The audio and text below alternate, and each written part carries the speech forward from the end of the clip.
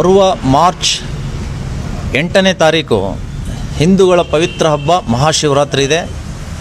ಆ ಪ್ರಯುಕ್ತ ಕಳೆದ ಬಾರಿಯಂತೆ ಈ ಬಾರಿಯೂ ಕೂಡ ಶ್ರೀರಾಮ ಸೇನೆ ಮತ್ತು ಸಂಘ ಪರಿವಾರದಿಂದ ರಾಘವ ಚೈತನ್ಯ ಶಿವಲಿಂಗದ ಮಹಾಪೂಜೆಯನ್ನು ನಾವು ಹಮ್ಮಿಕೊಂಡಿದ್ದೀವಿ.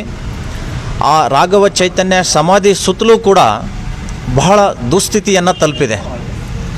ಅದನ್ನು ಜೀರ್ಣೋದ್ಧಾರ ಮಾಡುವುದಕ್ಕಾಗಿ, ಅಲ್ಲಿ ಮಂದಿರ ನಿರ್ಮಾಣ ಮಾಡುವುದಕ್ಕಾಗಿ ಕಟ್ಟಡ ನಿರ್ಮಾಣಕ್ಕೆ ಆಳಂದ ಪುರಸಭೆಯ ಕಾರ್ಯನಿರ್ವಾಹಕ ಅಧಿಕಾರಿಗಳಿಗೆ ನಾವು ಮನವಿಯನ್ನು ಇವತ್ತು ಸಲ್ಲಿಸ್ತಾ ಇದ್ದೀವಿ.